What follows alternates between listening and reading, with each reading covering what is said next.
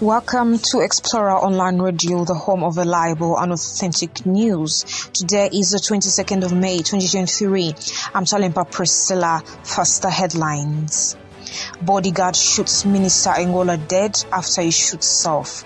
In Vuvuma, 20 secondary schools get Uganda shillings 200 million laboratory equipment. And across borders in Kenya, business slows down in Nairobi City as Azimio la Umoja continues with planned protests. The news in details. The State Minister for Labour, Charles Okello Angola, has Tuesday been shot dead by his bodyguard, who later took his own life in Chanja, a Kampala suburb. The police spokesperson Fred Enanga identified the bodyguard as PTE Wilson Sabiti, who also shot and wounded the ADC Lieutenant Ronald Otim, a fellow bodyguard. Investigations into the killing are still underway.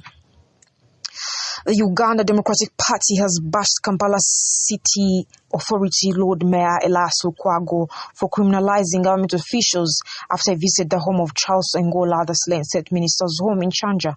The DP members say PTE Sabiti's incident is an isolated matter which should not be politicized. On Tuesday afternoon at City House, DP members Phili Mulamila and Chidia Ismail, president of Uganda Young Democrats, watered down Lukwago's comments as insensitive and selfish. The Parliament of Uganda has passed the Homosexuality Bill 2023 following proposals by His Excellency President Yoweri Museveni.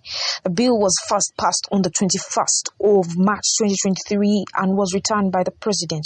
While presiding over the Parliament, the Speaker, Honorable Anita Among, thanked the members for standing firm on the Ugandan morals.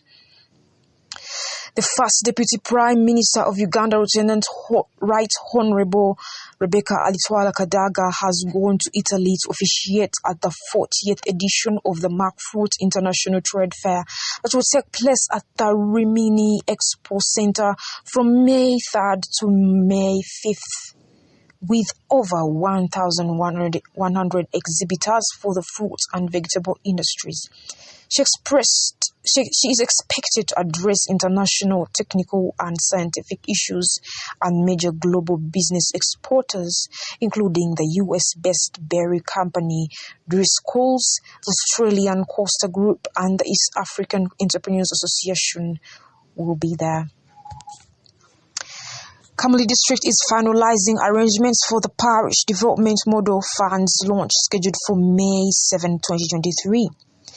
District Chief Administrative Officer Sentongo Badru Walingo says the meeting will take place at Kasambira Primary School in a letter addressed to all sub-county chiefs, town clerks, all heads of departments and parish chiefs, inviting them to attend a preparation meeting at Kamuli District Youth Center on May 2nd, 2023. They are also directed to seek technical assistance from the district senior information officer, profile all household information of PDM beneficiaries. The Buvuma District Chairperson Waswa Adrian has applauded the Global Fund for donating equipment used in school laboratories to secondary schools in the Buvuma District. His remarks came in as Global Fund delivered science kits at Buvuma District headquarters for 20 secondary schools across the districts worth Uganda shillings 200 million. While receiving the consignment, Waswa warned school head teachers to tighten security for the equipment as they are very expensive to attract thieves.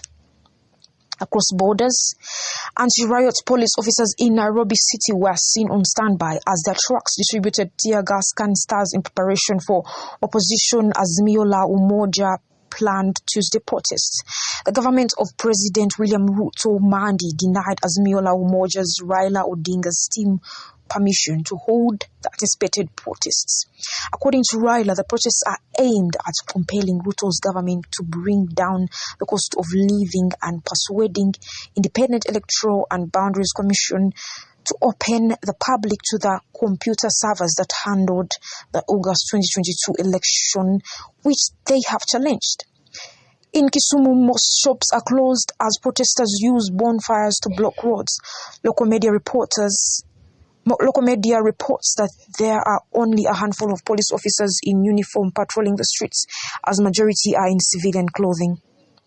And finally, the United Nations has warned that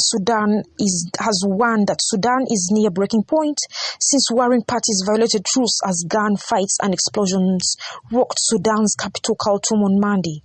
Tens of thousands of Sudanese have fled in large numbers to nearby countries, including Egypt, Chad, and Central African Republic, as a result of the turmoil and bloodshed, which are now in their third week.